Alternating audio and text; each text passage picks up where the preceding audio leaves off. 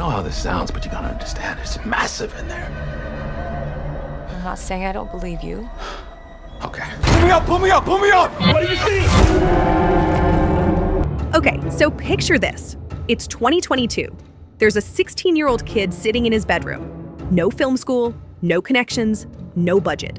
Just free software called Blender and an idea he pulled from a single creepy image on the internet. He uploads a 9-minute video to YouTube. 77 million views later, A24 comes knocking. And today, literally today, as in the day this video is going up, that kid, Kane Parsons, is now A24's youngest director ever at 20 years old. And the movie is called Backrooms. Now, if you know, you know. But if you don't, the Backrooms started as a single image on a 4chan thread. A barren room. Fluorescent lights. That specific shade of yellow that feels like it was designed in a lab to make you feel deeply, spiritually wrong. The concept is simple, and it's devastating. There are seams in reality. And if you slip through one, you end up there. In an endless maze of office hallways that go nowhere, that smell faintly of mold, and that are never, ever empty. That idea broke the internet, and now it's a feature film. So, is it good? Is it the horror event of the year?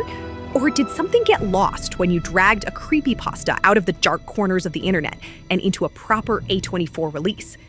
It's sitting at 87% on Rotten Tomatoes right now, and tracking for what could be A24's biggest opening weekend ever. But the critics? They are not all saying the same thing. And that gap, that specific gap between what people are loving and what people think fell flat, is actually really interesting to talk about. Okay, so before we even get into the film itself, we need to talk about what The Backrooms actually is. Because this isn't just a horror movie, this is a mythology. And if you walk in cold, you're gonna be sitting there in the dark wondering why everyone around you is having a religious experience over yellow wallpaper. So here's the thing. The Backrooms started as a single image. One photo, posted anonymously on 4chan. An empty room with off-colored carpet, fluorescent lights humming at a frequency that makes your teeth hurt, and walls that color. You know the one. That specific yellow that feels like a memory you can't quite place but desperately want to forget. And the caption said something like, "If you're not careful, you no-clip out of reality and end up here." That's it. That was the whole thing. And it broke people's brains. But then Kane Parsons, 16 years old, bedroom, free software, started building actual lore around it. And what Film Theory pieced together from his YouTube series is genuinely one of the most elaborate horror mythologies on the internet. There's a research institute called Async that accidentally opened a portal into the Backrooms in 1989, and the exact timestamp of that portal opening, 5:04 p.m., matches the real-world Loma Prieta earthquake that hit California that same day. Like, he tied fictional horror to an actual disaster that killed 63 people. At 16. And then there's Ivan Beck. Kane himself said Beck is both the protagonist and the antagonist of the entire series, which is the kind of answer that sounds like nothing and means everything.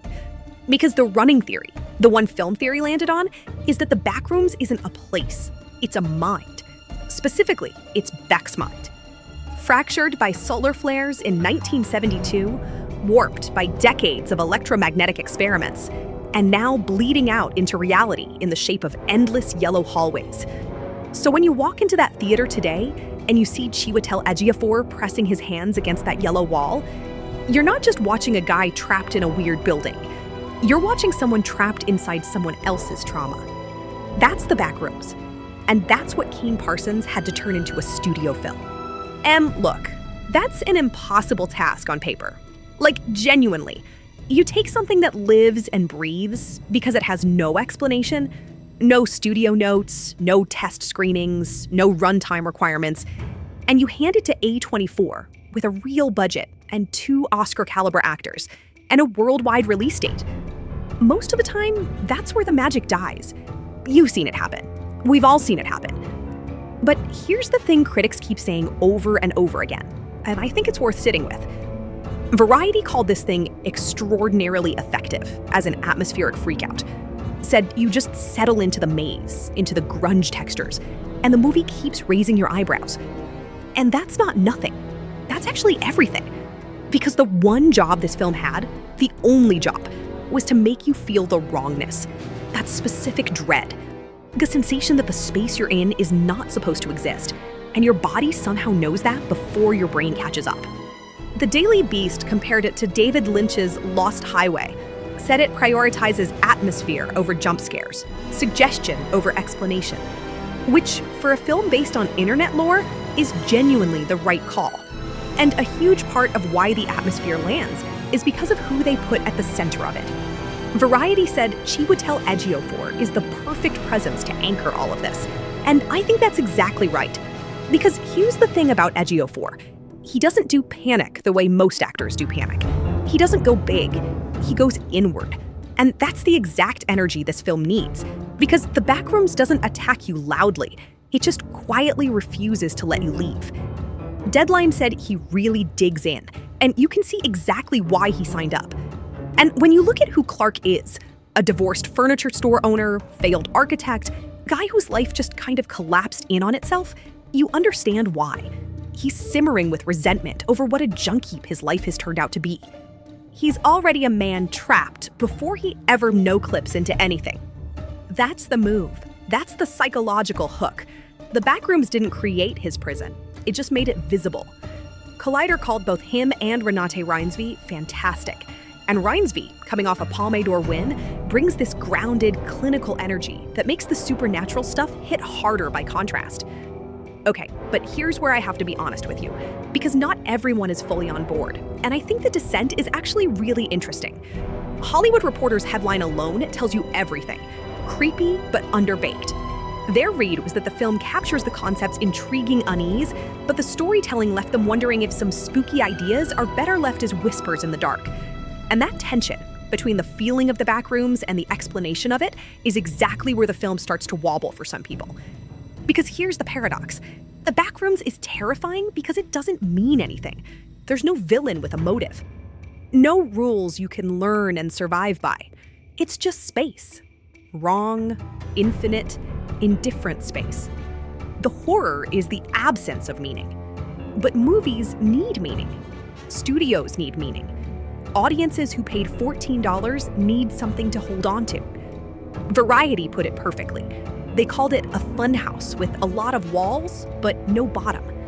You feel the dread the whole way through, but you never quite land anywhere. And that gap between atmosphere and story is the one place Kane Parsons, at 20 years old, couldn't fully close. So let's talk about the elephant in the room. Because before this movie even dropped, there were whispers online. People asking, okay, but is he actually directing this? Like, is a 20-year-old genuinely calling shots on an A24 film with James Wan and Sean Levy producing and Osgood Perkins looking over his shoulder? Or is this a marketing story and the adults are quietly running the set? Mark Duplass shut that down fast, posted on X and said, "When I was there, Kane was 100% in control, more so than many directors 3 times his age."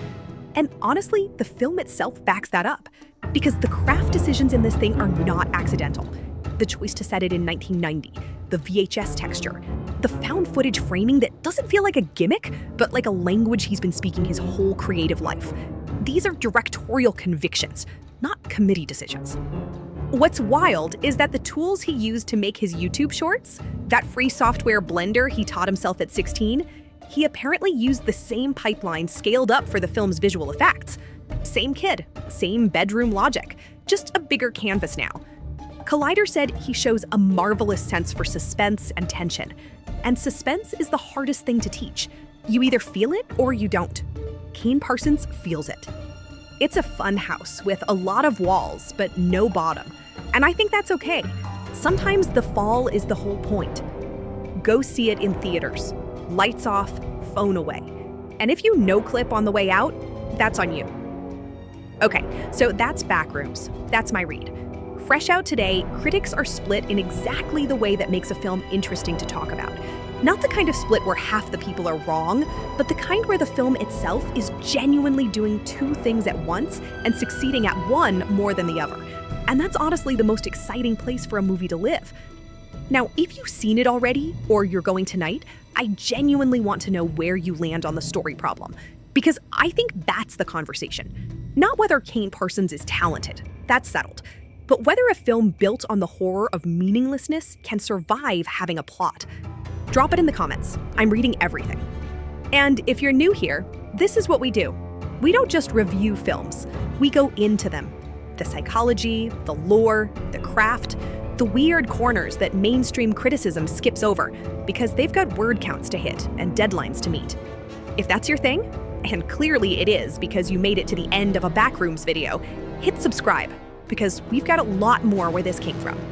I'll see you in the next one. Don't go no clipping.